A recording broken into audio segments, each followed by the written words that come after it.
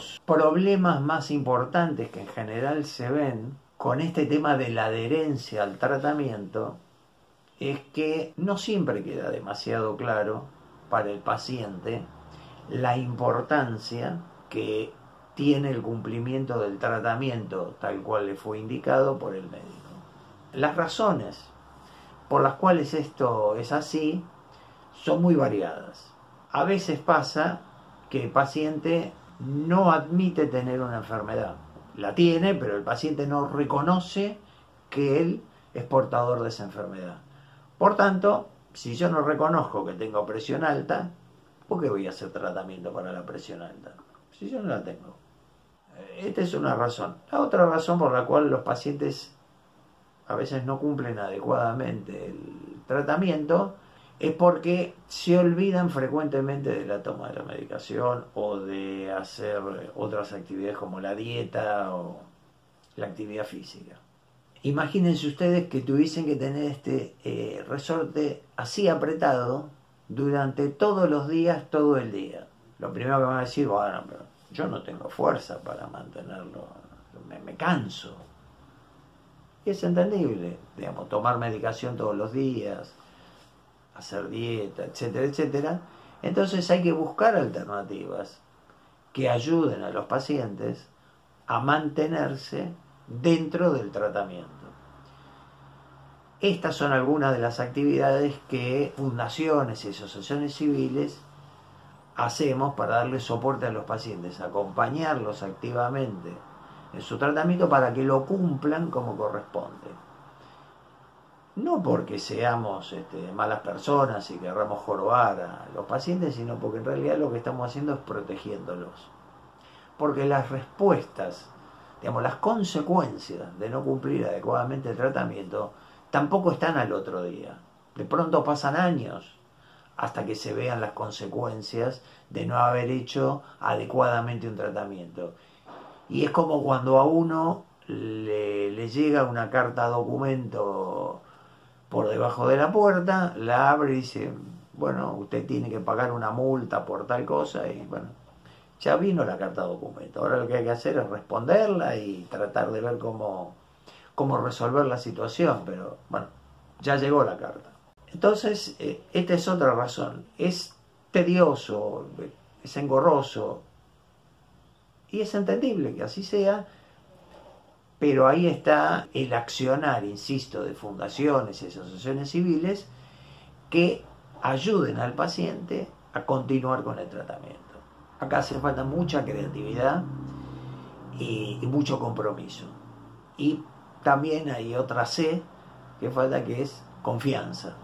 Confianza en aquel que está ayudándole al paciente, que está actuando honestamente y mirando solamente el beneficio del paciente.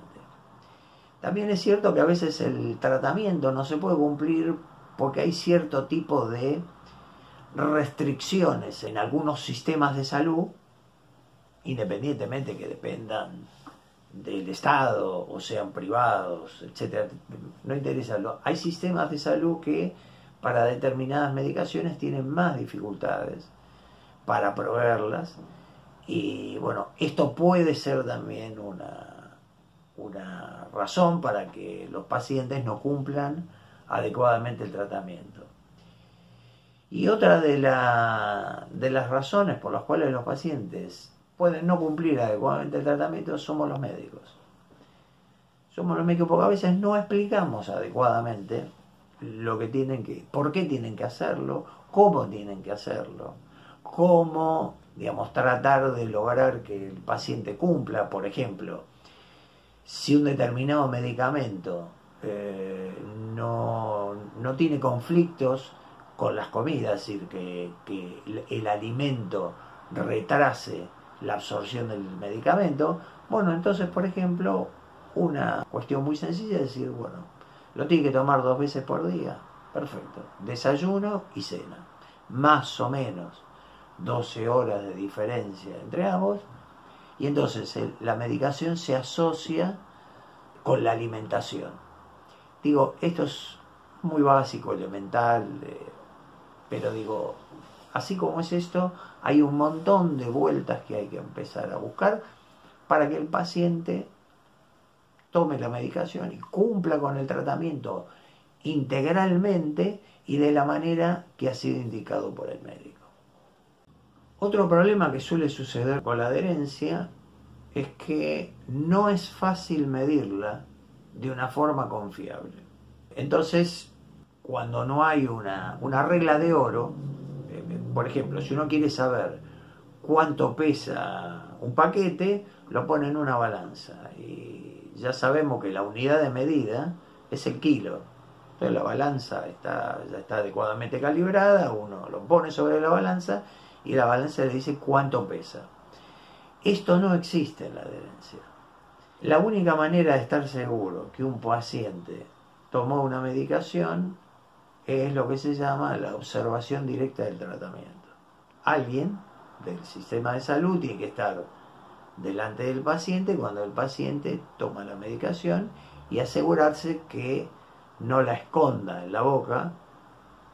Entenderán claramente por qué estoy haciendo este comentario. No la esconda en la boca y la trague. Esa es la única manera que tenemos de comprobar fehacientemente que el paciente toma la medicación. Es impracticable en la vida cotidiana. O sea, nadie puede tener, es como que alguien lleva una mochila y adentro de la mochila lleva un personal de salud que cuando tiene que tomar la medicación le golpea el hombro y dice, tenés que tomar tal medicamento, y entonces cuando lo va a tomar lo mira de frente y verifica que lo tome. Es impracticable. Entonces, todas las medidas que uno utiliza para, valga la redundancia, medir la adherencia, son indirectas.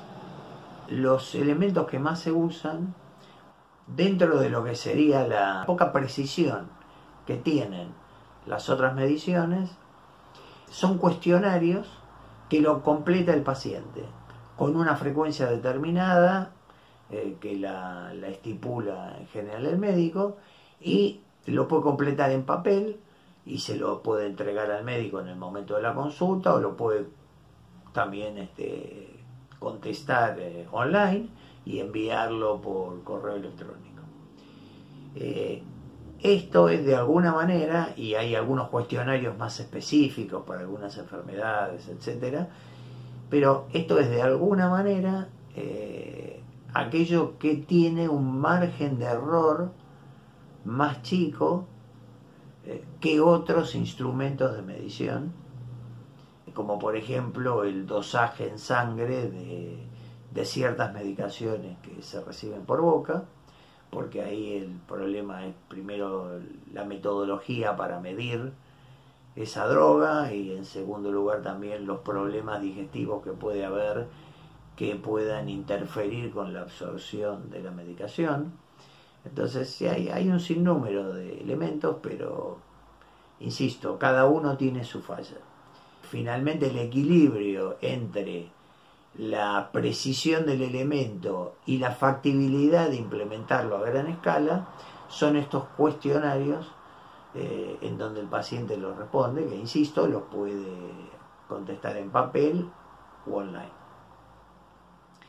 De modo tal que, para cerrar esta charla sobre por qué tratar, y después nos fuimos al cómo tratar, ¿no? Pero ¿por qué tratar una enfermedad crónica? Porque como la enfermedad crónica no se cura, necesita tratamiento permanente, es decir, mantener el resorte chiquitito, apretado.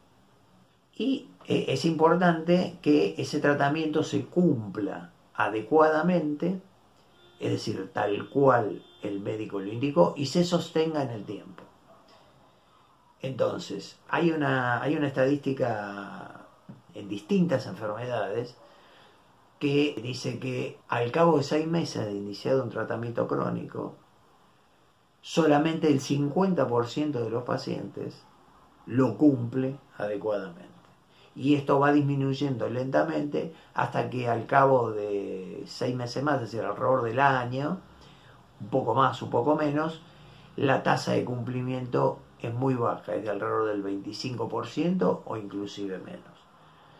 ¿Esto qué significa? Que las enfermedades crónicas van a seguir progresando, los pacientes se van a sentir cada vez peor, van a tener que convivir pero en peores condiciones con la enfermedad, ya que la expectativa de vida se prolonga, y esto va a generar también más demanda de recursos de salud. Con lo cual no es nada beneficioso para el sistema de salud y no es nada beneficioso para el paciente.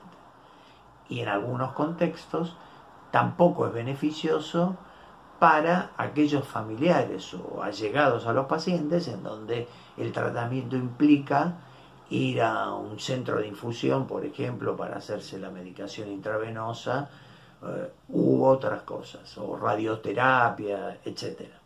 Entonces, cumplimiento del tratamiento a lo largo del tiempo, sostenidamente, tal cual el médico lo indica, y recuerden esta imagen: resorte comprimido, chiquitito. Si lo aflojan, afloja el control de la enfermedad y la enfermedad crónica progresa más rápidamente. Chau. Nos vemos en breve compartiendo otro tópico de importancia. Gracias.